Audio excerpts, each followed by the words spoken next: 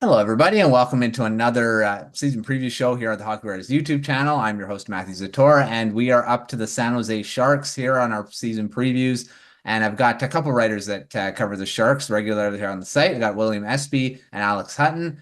William, how's it going? Season's almost here. How's it going?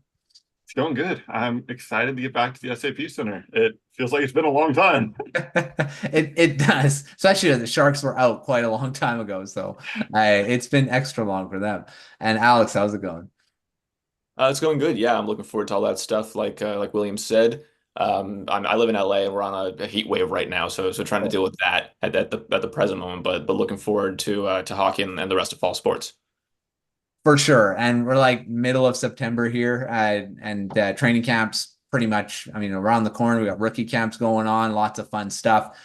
So the Sharks, I mean, everyone knows they finished way last. I mean, they were last by a long shot. And then they were also had a bunch of games that we probably don't want to talk about that weren't very good. But they have a very exciting young team going into this season. Lots of great prospects going to make their debuts. Of course, Macklin Celebrini, not going back to college. He's going to start in the NHL. You got Will Smith coming in, two of their top prospects playing their first seasons. And then, of course, there are other young guys like William Eklund coming into another season. And then they added a few veterans throughout the offseason, too. So very busy team.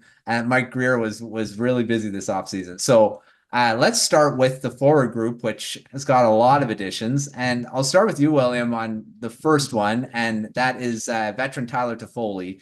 A guy I actually wasn't anticipating to sign with the team like the Sharks because he's an older player. I mean, he's won his cups. He's kind of at the tail end of his career, I guess, but he's still a very productive player. What do you think about him signing with San Jose? I mean, yeah, it was definitely a bit of a shock when that news came through, but it makes sense. I mean, you saw it with Chicago when they drafted Connor Bedard, and now we're seeing it with Macklin Celebrini. Players want to play with these young stars, and I think that's really probably what sold Toffoli on this move was, I mean, let's be real. If they didn't have a savior in quotations coming into this organization, I don't think you land a player like Toffoli. No, I it's don't think true. that happens. So he's going to be huge. I mean, goal scoring was not great for the Sharks last year. I mean, not much was, but uh, that was definitely one of their biggest issues. And now you have a player who's going to help in that regard. And I mean, he's realistically one of the best forwards on this roster now. I mean, of course, you have some others who are, I would say, similar skill levels to Foley, maybe like a Mikhail Gramland is probably around that level. But I would say in terms of the length they're going to have him here and all that, it's not like they gave him a 7-year deal. Mm, It's true. not crazy term. It's he's going to be a good veteran piece to help these young players develop. I would honestly not be surprised if he's on Celebrini's wing to start the season, and that's a perfect player for him to learn from, really. Yeah, I mean, I like Toffoli in the very short time he was in Vancouver, and I wanted him re-signed. Of course, they didn't, and then he moved on. But I think he's a very good addition to for mentorship, for all that stuff. He knows what it takes to succeed in the NHL. He'll be a great guy for the young guys to learn from. So I really like the sign, even though I was surprised that he would sign with a team that's rebuilding, but he wants to play with these young guys and wants to kind of move them along. So, and that's a big thing. So I really liked the addition. I think Toffoli's gonna be really good in San Jose. All right, I'm gonna ask you both after this, but the two young guys I talked about, Celebrini and Will Smith. Alex, what are you anticipating out of these two going into this season? Slated on Daily Faceoff, that is, as the top two centers right now. But you're looking at Macklin Celebrini first.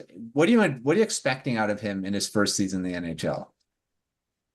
I think certainly some growing pains, some along the way. Everyone needs their time and space to adjust to the next level, to the pro game. But he is comes out to me as an incredibly mature player, someone who is ready to answer challenges, and someone who plays a complete game. That was when in the lead up to the draft, that's something you constantly heard is he's a 200-foot player who can play both sides of the ice. A good, obviously incredible offensive player, can do incredible things with the puck, but then gets back and does the dirty work on defense as well. So the Sharks certainly need those kinds of players, and he's someone who can provide that all around game they're looking for, and he's definitely someone who can be at the top of their lineup for many years, and obviously as a rookie and on a team that's projected to miss the playoffs, not expected to do too much, not going to be asked to carry too much of a load right away. But I'm looking forward to seeing what he can do both offensively and defensively. What about you, William? What are you looking for Celebrini in his first season? I think you just want to see the adjustment. I think that's the biggest thing is going from the NCAA where it's not as much travel. Of course, there's still quite a bit, but it's going to be a difficult season. I don't think he's going to get the same point totals or anything like that we saw from Bedard. But I just want to see him kind of show that he belongs. And I think he's definitely going to do that. I don't have any concerns about that.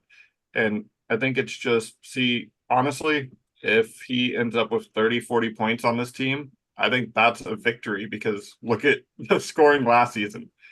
So a rookie putting up that type of numbers would be honestly a victory for this team. For sure. And you make a good point about the travel it is different for going from the NCAA to the NHL. It is very different especially even for where the games are. I mean, they usually go for a week without having a game, and then they got the 2 on the weekend, and then right. And in the NHL, you're going every other day, sometimes 2 games in 3 nights. It is very different scheduling, and there's usually the growing pains, right? So. Yeah, I think it's definitely probably a more difficult adjustment than from the Canadian Hockey League, just because I feel like they have a more similar schedule to the NHL, even though it's not obviously exactly the same, but it's a little more similar. For sure. And what about Will Smith? Of course, he's coming from the NCAA as well. But he's a little ahead because he was drafted, of course, before Celebrini. Alex, what do you think about Will Smith coming into this season? It's fun that they're both coming in the same season. A 1-2 punch, I guess. What do you think about Will Smith going in? Yeah, no, it is a lot of fun to have him coming at the same time. These stories that have come out in the last few days that Celebrini is going to be living with Joe Thornton and Will Smith's going to be living with Patrick Marleau, which just sounds like a reality show or something. Yeah, right. Yeah, but I mean, I think everything that William said is accurate about just the travel schedule and playing more games and all those sorts of things. They both played 1 season in college, so just trying to make that leap and just trying to sort of find for Will Smith trying to find his place on the team, as another center and figuring out where he fits in because the Sharks, before we started taping this, we were talking about how many centers the Sharks have loaded up on this offseason and how many guys they're bringing in who play that position. So for him, I think it's all about just figuring out what line does he play on, who are his best wings to play with, and figuring out sort of where he fits into all of that. For sure. William, what for the rest of these forwards? I mean, they added a lot of guys in the offseason. A lot of bottom 6 forwards. You're looking at guys like Barclay Goodrow returning, Ty DeLeandra. You got Alex Wenberg. There's a lot of guys in that mix, and I probably didn't mention a few other guys. What do you think about this forward group going in? There's a lot of moving pieces. I think it's crowded is the right word would be for this. It's honestly, I think Greer might have gone a little overboard with what he did here. Of course, they're great players. I mean, nobody's going to question Alexander Winberg or Barclay Goodrow, but when now you're kind of getting to the point where now guys like Thomas Bordeleau might not be on the roster, Colin Graff, who just got here and was promised NHL time, now that's not really clear. Or even like my long shot to make the team out of camp was Quentin Musty, but I can't really see that happening now. So I think it was a good move in the short term. I'm just not sure how well it's going to last because eventually it is going to start interfering with some of the younger players trying to develop and move up. But I think for specifically the 2024-25 season, it makes the team a lot better. There's no question about that. I'm just curious how Greer kind of gets himself out of this in coming seasons. What do you think about the rest of the forwards, Alex, too? I mean, it is a lot of guys that may not even make the team out of camp. Yeah, no, certainly the crowding thing is one thing I've noticed as well. Yeah, when looking at that roster, Bordelot again is also the guy who jumps out to me as like, oh, he could be left out of the picture after it certainly didn't look like that was going to be the case like as recently as this past season.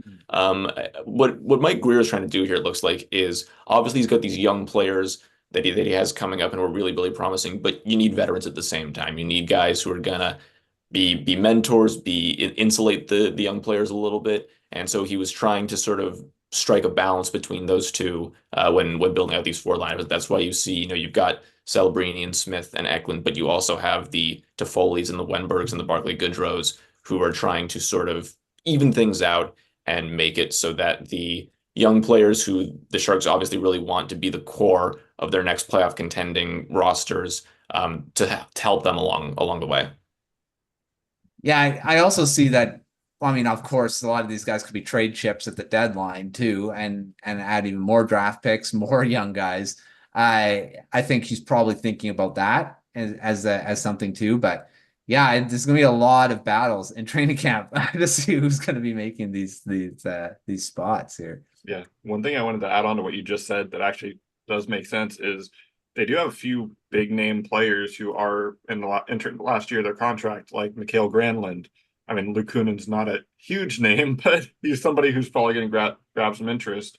And so, I mean, on top of them, Nico Sturm, there's a few players who probably won't be with the team when we get to the end of the season.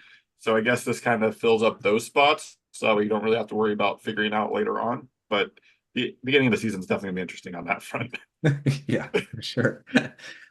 All right, let's move to the defense, which also saw a few additions, actually a lot.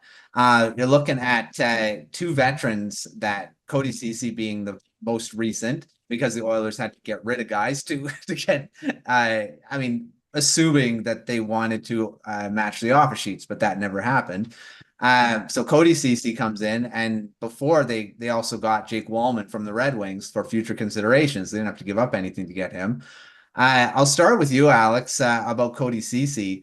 What do you think about him coming into the team? I mean, slated to be the top pairing right defense at this point. What do you see him bringing to the team?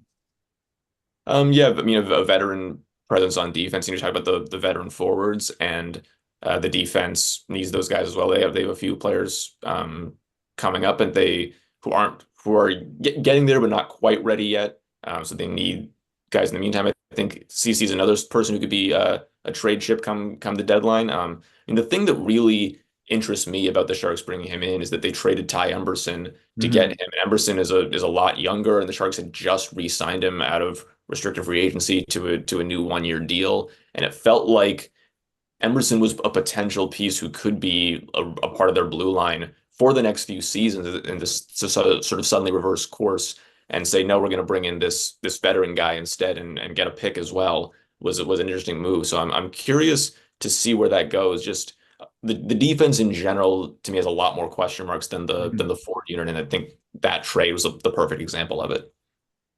For sure. So he's looking like he's going to pair with Mario Ferraro, who saw a ton of ice time last season as their top guy. So, I mean, of course, on a contender, he's not a top pairing defenseman. But I think, Ceci does bring that veteran presence, and he's an okay defenseman.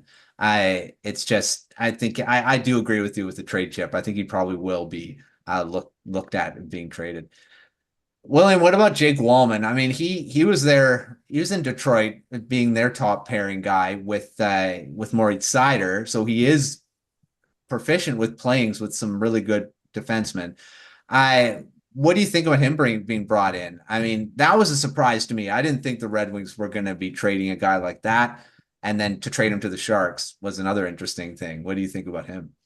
I think it's a great move. I mean, just in the context of it by itself and not what came after it with the whole CC thing, because it did get kind of weird with that. But I think you're getting a player who brings a lot to your team. He's a veteran, but he's not on the verge of retirement type of veteran. So he still has quite a bit of time, even though I think he has 2 years left on his contract currently. I think, and here's the most important thing to me. is he brings fun for the fans. Yeah. Like everybody loves his goal celebration, and I think that's something you need in this type of situation. Is yeah, you're gonna have Macklin, you're gonna have Smith, but there's still gonna be a lot of growing pains this season, and I don't think people are really prepared for that. And I think having someone like Wallman who shows personality is going to be huge for this team as well. Of course, he's a great defensive defenseman. He's going to contribute really well on the ice, but I think that aspect of him as well, just that personality, is really going to help endear him to Sharks fans. And I think that's going to be a key part of that trade as well. That is a good point. He is a very big personality. He was in Detroit for sure with that goal celebration, the gritty. So he is a fun player, and I think he does bring that too for sure. Alex, what do you think about the defense in general? I mean, are they obviously with the veterans being added, they are a better group. Edward Vlasic, who is I believe, the longest tenured Shark right now. He's been in the league for a long time. And he is now not the same top pairing defenseman that he used to be, but he's still a very decent guy. What do you think about the group? I mean, is it better than last season? I don't want to say playoff ready or anything like that, but what do you think about it? Yeah, I think it's a little better, but I think it's still pretty uncertain. I think you just have a bunch of guys who feel like sort of stopgap measures or not quite there yet. And like I think their best defenseman is Mario Ferraro, who's a decent defenseman, but if he's your number one guy, I think that says something about the quality, or he's probably more of a second pairing kind of defenseman. So it's just there's just a lot of sort of uncertainty there, and I like a lot of their defensive prospects, but a lot of those guys aren't quite ready to join the NHL yet. And so if the defense to me feels a lot like they're putting guys in there for now who are gonna hold things down for the moment and do the best they can, but it's a lot of waiting around for the upcoming guys to step up and take over those NHL roles. For sure. William, what do you think about the defense? I think Alex is pretty much right on the money there. It's basically a stopgap for the most part. It's going to be, I hesitate to call it better than last season just because it's a little bit different. They kind of took a similar approach, but personally, I wasn't a big fan of the CC move. I think Emberson would have been the better call long run for this team. And talking about CC as a trade chip, it's going to be difficult to trade him when you can't retain any salary. That's true. Yeah. So the Sharks can't retain any more salary. So I don't know how they're going to pull that one off. And the other thing I really don't like is that I don't see room for Shakir Mukhamadullin, and I think he's ready. Like, of course, there's a lot of prospects who aren't there yet, but from what I saw from him last season with the Barracuda, as well as in his 3 games with the Sharks, I think he's ready. And I feel like a lot of his teammates felt the same way talking to them after his first couple games. So I'm curious how they're going to go with that. I think he's the type of guy who should be in the lineup at some point this season. And realistically, he will probably end up by the end of the season. If he does get moved up, he might be on the first pair. So I'm curious how they approach this. It is true when they added 2 veterans, it kind of blocked him now. So it is going to be interesting to see how some of the young guys get to try to bust into this lineup in this season for sure. All right, talking about young guys, the goaltending, I got another really good guy, prospect in Yaroslav Askarov, who is now the goaltender of the future. Hopefully more present than future, but they do have 2 veteran goaltenders right now. You got Mackenzie Blackwood and Vitek Vanecek. Askarov is of course now added into that mix. Alex, what do you think about the 3-headed monster, if you want to call it that right now? I mean, Blackwood and Vanecek are on their last years of their deals, so they're UFAs after this season. So Askarov could potentially take over the starting role next season. But right now, what do you think about it? Yeah, I think that Askarov, obviously, we know his status and the hype around him. So I think it's really exciting to see the Sharks bring him in.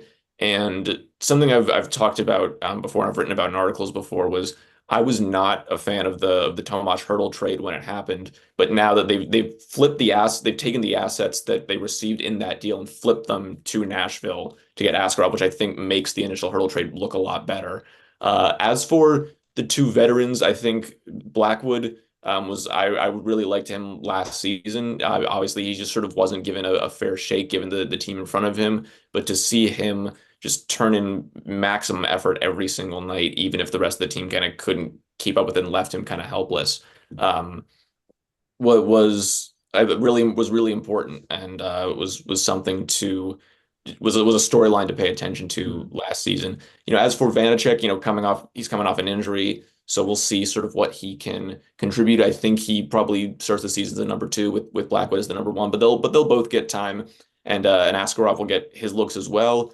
I think something to consider, a little bit of a shameless plug, but an article I wrote that just came out on the day that we're taping this talks about how I think Blackwood and Vanecek should get the majority of the starts during the season, and then Askarov can kind of be worked in later. You saw what happened last season where the Sharks gave Magnus Krona, who's now in Nashville thanks to the trade, they gave him a couple of looks at just really bad times when the Sharks, the team were struggling, but the defense was struggling, and they were facing really hot offenses. And just I think that was ended up being bad for his confidence and just didn't give him the chance that he deserved. And you just can't have the same thing happen again, particularly with a prospect as exciting as Askarov. I mean, Askarov didn't want to be in Nashville because he didn't want to play in the AHL, but I think mostly it was because he didn't see a path for himself to be a starter. Right. And after the Saros extension, that that completely was a changed big things. thing. So yeah.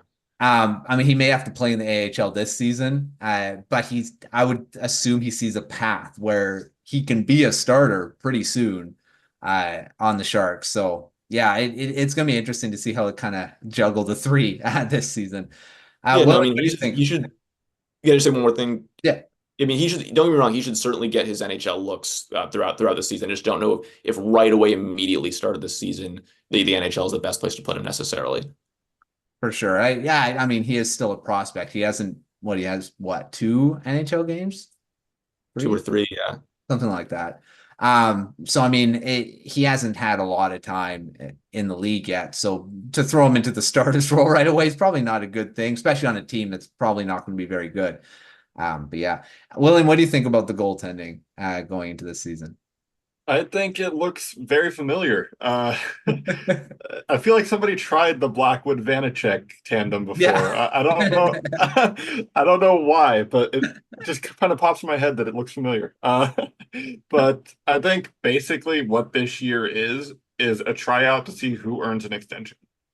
I think it's, to me, if I was in Greer's shoes, my plan would be basically extend Blackwood because we saw what he could do last season, and have him kind of start off as a starter and then Askarov move into the backup role, and then you kind of see the kind of slowly overtake, and then Askarov, they go 50-50, and then Askarov's a starter, and then kind of go from there.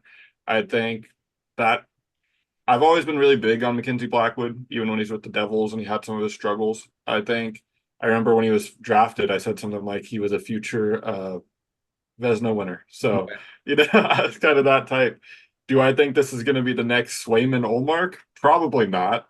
But I think you could have two very high-end goaltenders, which in the modern NHL is a necessity. And I think they could easily get that with Askarov. And then if they extend Blackwood, I feel bad for Vanecek, kind of, in my mind, already being out of the race. Yeah. But it's just one of those things where it's, what have you done for me lately? We've already seen what Blackwood does for this organization, even though his numbers weren't great. When you put it in context, he was phenomenal. Yeah. So it's really just one of those things where this season, kind of go with those two, make it a tryout, so to speak. Because I would, as we mentioned with the defense, I don't know if I want Askarov out there with that in front of him. Yeah. I don't think that's going to end well. So just let Blackwood and Vanecek do his thing. Realistically, one of them is going to get hurt at some point. So especially if Vanecek coming off an injury and Blackwood having some injuries in recent memory as well. And that will naturally be the time where he's gets his opportunity and he can say, I'm here, I'm not leaving, this is my spot. Yeah, like I say, it's probably good he's not thrown into the deep end right away, because he probably would. His numbers aren't going to look good, and I probably don't want to screw up his confidence so much right away. I agree with that. I think that's probably the plan, especially because they have the two veterans already. It is a good plan to get Blackwood, because I do agree. I think he was pretty good last season with a really bad team. He kept them in a lot of games when they probably shouldn't have been in them. So it is an interesting one to see how they kind of play with that. All right, talking about their new coach, Ryan Warsofsky, who is a guy that has no NHL experience in as a head coach. He was assistant. But he's a guy that's coming into a team, which I'm assuming he's gonna be the guy that'll grow with this core as a coach. Alex, what do you think about him being named as the head coach? I like it just because, talking about growing with this core, and I believe he's the youngest head coach in the NHL now. And with the Sharks core being so young, I think a lot of the decision was this is someone who can relate to these young players and can kind of speak their language, understand where they're coming from a little bit. And when you're trying to build so much of this team from the ground up, I think it's important to have a guy who's going to be there for the long run and who can sort of connect with the players in a very specific way. And they're going to be hard times. These young players have like consistently been on teams that have won their whole life, and being on a losing team is going to be a new experience for a lot of them. And to have like a young coach who can guide and relate to those young players is going to be really important. One thing I can't remember if it was you, Alex, or William that wrote this piece, but point that one of you made was that he's in tune with like the social media part and all that stuff that a lot of older coaches would not know a lot about of growing up with that. And that's a big thing of NHL players and athletes in general is Twitter, is Facebook, is Instagram. I think that's a big deal for a coach that can understand that part of growing up with that and playing the game with that around them. It is a big thing. I think it was you, Alex. I can't really. I think it was after the press conference. I think it may have Yes, been. yeah, I remember that. Yeah, yeah. Yeah. So I think that's a big thing going to this for him. William, what do you think about Ryan Warsofsky coming in as the head coach? I'm kind of staying neutral on it right now. Mainly one reason is those who know me know I covered the Columbus Blue Jackets for a while. And watching them go through promoting from within with Brad Larson Yeah. and then Pascal Vincent, and seeing neither of those really do anything positive as first-time head coaches, it concerns me a little bit, because going from assistant to head coach within the same organization is, I think, one of the hardest tasks you can ask somebody to do in the NHL, because you go from kind of the nice shoulder to cry on type person to now I'm the leader. I'm going to tell you what you need to do. I'm going to give you the bad news. You're basically the bad guy at that point. True. Even if players like you're not always going to get along with them. And with an assistant, I feel like you can be nicer. You can be that kind guy. And it's hard as a player to take someone seriously when they're trying to be this tough guy and you're used to them as this guy. I think he does have the advantage of there's a lot of moving pieces with this organization. So even the players who do know him don't know him that well. But at the same time, I don't know if promoting within right now was necessarily the best move. I think now is probably the best time to try it if you're going to do it in general, just because of the fact that there aren't really many stakes on the line right now. Like, if you have another season where you get 47 points, nobody's really going to freak out. They're kind of expecting it. But I guess, it's better to try it now than when they're trying to move into contention. But it's just one of those things where I'm more of a fan of, if you're going to make a coaching change, make a coaching change. Go outside the organization, bring in a new voice, someone that they're not familiar with.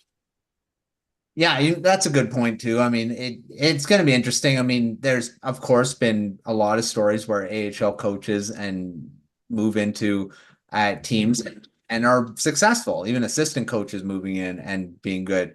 Everyone can't be John Cooper, obviously, but he was the perfect example of a guy coming in and just being successful right off the bat with, growing from the AHL here. But I mean, that's not Warsofsky. He wasn't in with the Barracuda coming up. He was an assistant, and he was in the AHL. He had really good seasons with the Chicago Wolves. Yeah.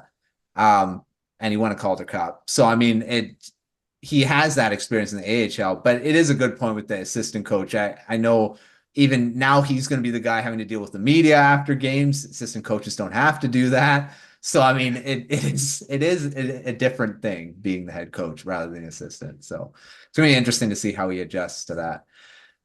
All right, let's talk about the division. I mean, this is pretty obvious. They're probably going to finish towards the bottom. I mean, is that where it is? Are they in with the Ducks again at the bottom of the division? I'll start with you, Alex. What do you think about that? No, definitely, yeah. I think that the good teams in the division and the ones who made the playoffs last year are gonna stay right in that range. I don't think they're going anywhere. I mean, I think there's a team or two in there who might drop down a little bit, but I don't think the Sharks have improved. I do think they've improved this offseason, but I don't think they've improved so much as to overtake anyone. So I think it's definitely more likely that we will see them towards that last place spot. William, do you think that too? Are you projecting them at the basement again? I would say the goal this season is beat the Ducks. That's the goal. But with that being said, I mean, the Ducks are a team that you should probably be counting on taking a step forward. So that's not going to be an easy task to do. But we've been saying that for, it feels like 4 years now. So it's kind of one of those things. And as Alex mentioned, I think there are a couple teams that could drop down the standings a little bit. I mean, and even here, I think if you look at the Central, there's going to be some teams that start taking some points away from Pacific teams.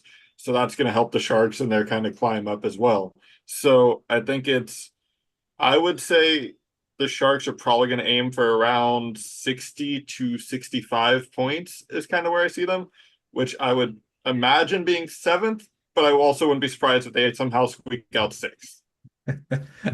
It is going to be, I mean, there's just so many other teams that are going to make the result too, because there are some other teams that improved and got worse too. So I think they're going to be way better than last season. I don't think you're going to see another 47 points it was. Yeah, I don't think it's going to be another one of those. And I don't see a lot of those 10 whatever double digit blowouts again. I think the key here, the goal differential needs to be less than negative 150.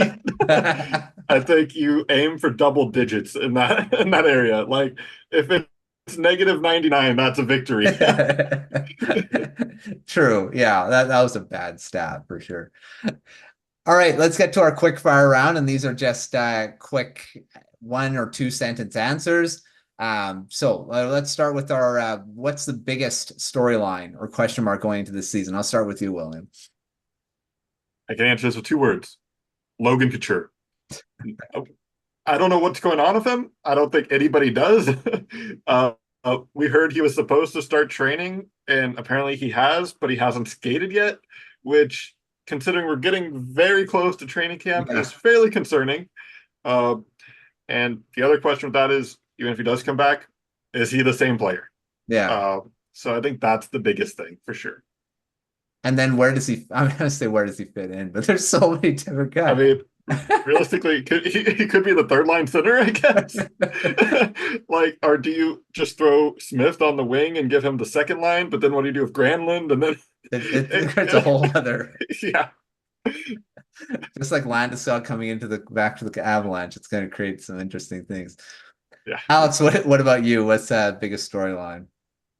The young players. How do Celebrini and Smith and all those guys adjust to their first NHL experience? How do they gel with the rest of the team? What do they look like now that they're out of college and they're under contract and on the big club doing their thing? What's that going to look like? That's, I think, the main thing I'm going to be tracking. And because what they do this season could, give us a sense of where do they project from here, where do they have room to grow, and obviously that's going to make a lot of difference in terms of the outlook of the next few seasons. All right, I'll stick with you, Alex, on the next one. One or two breakout stars for this season. There's quite a few to choose from because it's got so many young guys. Sure, yeah. For this, I'll say William Eklund. I think that just obviously we alluded to him briefly a little bit, but he's been kind of pushed away from the center a little bit, so to speak, and with all the talk being around Will Smith and Macklin Celebrini, but he really was someone who really improved and showed a lot of promise, especially at the end of the season. Had a hat trick in a late season game that got a lot of the fans really excited, and he was, I think the season started a little bit slow and a little bit inconsistent for him, but by the second half of the season, he was in a much better groove and a much better place. So I'm looking forward to seeing him trying to continue that trajectory and remind everybody, hey, I was a top 10 pick too. I'm still here. I want to be a part of this core, and I'm just as valuable as these other guys everybody's hyping up. Yeah, I agree. I think Eklund's still a really big part of this core, and it's just so many other guys just going to overshadow him. Maybe that's what he needs. They get a breakout and come and just be in the shadows. William, what about you? So I'll go with two here, one forward, one defense. Forward for me is Fabian Zetterlund. He made his presence known last year, scoring 24 goals. But I feel like, weirdly enough, he's been kind of overshadowed by William Eklund. So it's kind of one of those things where he arguably had a better season. You can make the argument. But, I mean, the point totals were kind of right there. But could we see him hit 30 this year? I wouldn't be surprised, but at the same time, I would be. It's kind of weird. And then on defense, this is dependent, and I already talked about this a little bit, but it's Muka Badulin. Yeah. I think realistically, there's no argument you can make that convince me that this guy is not one of the top 6 defensemen in the organization. Mm-hmm. Like, he's definitely better than quite a few people they have, like even Henry Thrun, who did well last year. I can't see the argument that he's better than Muka Badulin. And I think once he gets that opportunity in the NHL, if management's smart, he's going to stick. Yeah. So. I agree. I think he definitely should be in the lineup, but right now it's kind of a question mark if that's going to happen to start the season. I think he will be at one point for sure. Yeah, for sure. All right, Alex. What about a guy that needs to bounce back from last season? I'm going to give this one to Luke Kunin. I think this is his 3rd season now with the Sharks. First season got off to a really good start, was I think tracking for a career high in points, and then fortunately tore his ACL, missed the rest of the year. Last season you could see him kind of trying to rebound, come back from that injury, and I think just missed some opportunities. I remember a few different occasions where he just missed some like point blank looks around the net, unfortunately. And so I think it would be great to see him kind of turn things around and get back more to that 2022 way we saw him playing then. Sure, that's a good one. William, what about you? Someone needs to bounce back. This is kind of a weird one because I don't think he was bad last season, but Mario Ferraro, because he wasn't able to play like himself. They were trying to kind of fill the hole that they lost of Erik Karlsson, and he was being more offensive, which doesn't really work for him because it caused him to just be pinched up and out of position and then caused rushes the other way, and then he's just kind of not where he's supposed to be. So I think they need to get him back to being Mario Ferraro and just play his game and not try to do all this other stuff and be the number 1 defenseman. Just honestly, as weird as it sounds, don't worry about having a number 1 defenseman. Just let the players be the players. Let them be themselves, and things will kind of work itself out a little bit better. Yeah. Be a unit more than having one guy, because they don't have that. They don't have a Quinn Hughes. They don't have Roman Josi, those types of guys, a Cale Makar. Make him more of a unit. Yeah, and I don't think, no matter how far you push him in that direction, I don't think Mario Ferraro is ever going to be Cale Makar. I don't think he has that skill level. There's not many defensive that can be. All right, an X factor for this season, and I'll stay with you, William. It could be a player, it could be a situation too. I think the most important thing for the Sharks this season, and I actually did an article about they have options with this specific player, is Mikael Granlund. Because either A, he has a phenomenal season, the Sharks decide to keep him for that veteran presence, and he helps shore up the team for the long run, or B, you trade him at the deadline, get a huge return that helps your future even more. So I think either way, there's no wrong way to approach Granlund, even though he is getting older.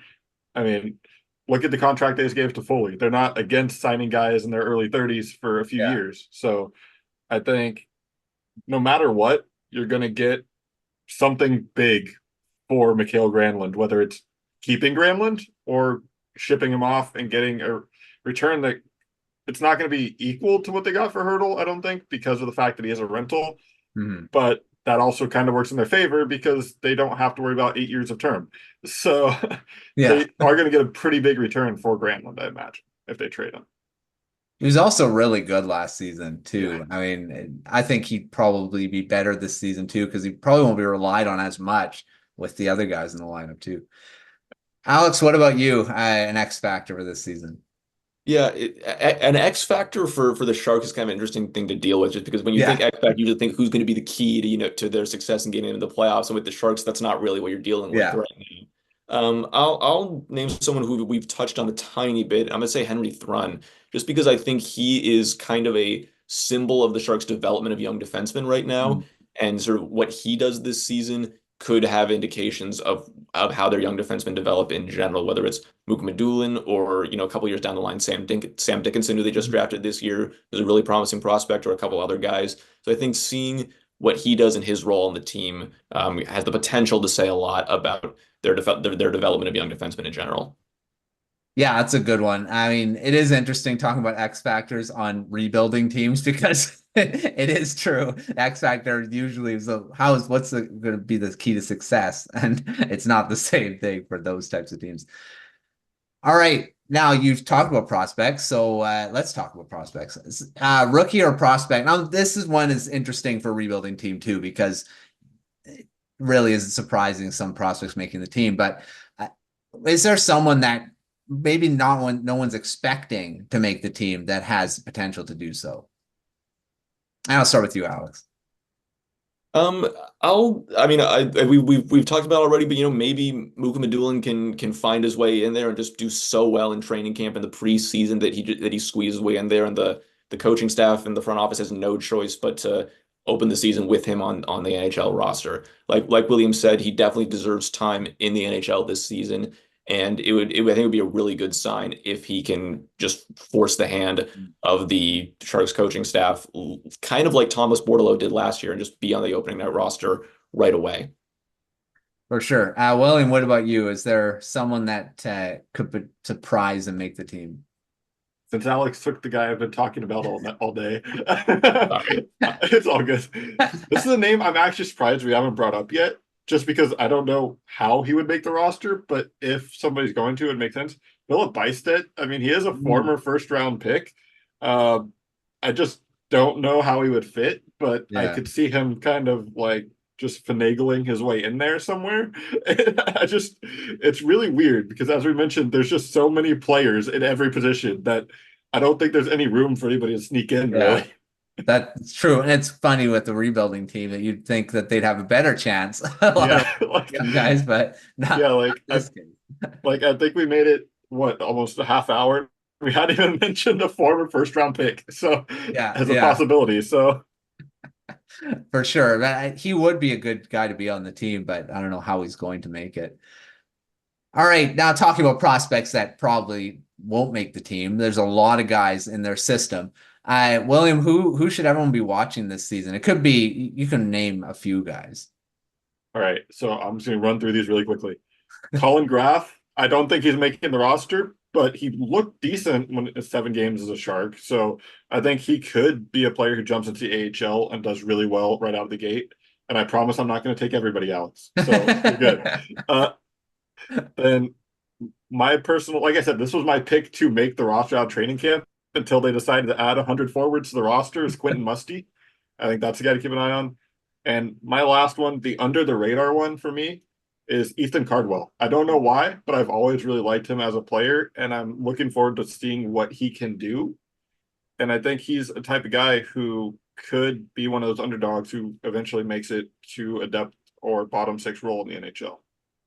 Yeah, three solid guys to watch. Alex, who do you should everyone be watching? Yeah, Musty is a big one for sure. I love that pick when it happened back in 2023, and just then what he's been able to do in the OHL since then has been really promising. Another guy up in the Canadian junior leagues who I think people should be keeping an eye on, Luca Cagnoni. Just signed his ELC with the Sharks this offseason, meets the AHL eligibility requirements. So we'll see when he makes his way in, like officially, formally into San Jose's system. That's going to be someone worth tracking. Fourth round pick in 23, I believe, and just another one of those exciting defense prospects. There you go. Yeah. I want to add one more. This guy actually really impressed me when I saw him over the summer. I forget what the event was. I'm blanking on it, but Eric Polkamp. He's going to be playing at the University of Denver. I remember he looked really good in the prospects showcase, and he's 5'11", right D, former fifth round pick who's kind of going under the radar. I think he could be someone to keep an eye on. There we go. Lots of good prospects to watch, and the rookie camp and all that's going on too. So make sure to checking that out if you can.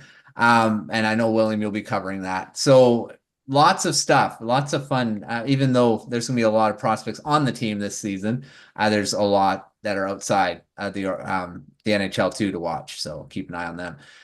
All right, couple quick ones to end the show. William, I'll start with you. Who's going to lead the team in scoring this season at forward and defense? This is actually a tough one because we don't know who's going to be with the team at the end of the season. All right. Like my gut goes to Granlund, but I don't think he finishes the season as a Shark. So I'm going to go with, as Don Cherry once eloquently put it, Tyler Foley. Tyler Toffoli on forward. And then on defense, there's not a lot of offense back there. Yeah, so because I'm hoping Ferraro takes a step back in that regard, and I don't see a way for them to actually trade this guy because they can't retain salary, I'm going to Cody Ceci. Good choice as anyone. Yeah. Alex, what about you? Who do you got? For forwards, I will also go with Toffoli just because I think he'll spend a lot of time with their best young forwards. I think he'll be on the same lines as Celebrini and maybe Will Smith a lot. So I think he'll benefit a lot from that and set them up a fair amount as well. For the defense, like William said, that's a really tough one to figure out. Not because they have so many defensive defensemen and because they brought in so many new guys. That's a tricky one. I will say Ferraro just because he led the team in that last year, and maybe he can do a little bit more of the same. But I would, like William said, I would understand if he takes a step back offensively a little bit as well. But I'll put him down as my projected leader for now. And we also can't discount elite goal scorer Marc-Edouard Vlasic. I don't know what that run was where he had like 5 games where he just kept scoring. But if he can figure out a way to do that consistently, who knows? You never know. Jake Wallman, maybe. I don't know. Yeah.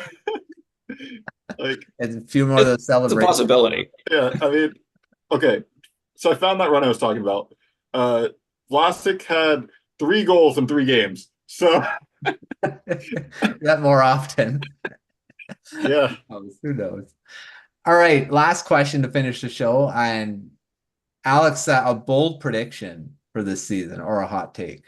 Yeah, it's funny. I mean, I came up with this before we taped the video, but then it kind of got said. I do think they will have a 30-goal scorer this season. I think Fabian Zetterlund is the most likely to do it, but I could see, I could see someone else doing it just based on where the line combinations end up and who gets hot at the right time. But so I'll kind of a primary prediction, a secondary prediction, 30-goal scorer, and Zetterlund will be that person. All right. Well, Toffoli could definitely be the 30-goal scorer too. He's done it quite a few times in his career. I wouldn't rule it out. Yeah. Could they have 2 30-goal scorers? That'd be a pretty bold one there. I'm not going there. All right. I mean, I could. William, what about you? Honestly, like, I'm not going to make this my guess because I don't want to be boring, but I think 2 30-goal scorers could be a thing, you're just not going to get much offense anywhere else. Yeah, If that does happen. So, I guess I would say my bold prediction is Klim Kostin moves up the lineup. He's a player we haven't mentioned at all yet, Yeah. and I don't really know. Like, I don't really know what to expect from him this season, but I mean, he's one of those players who feels like he's always on the verge of breaking out.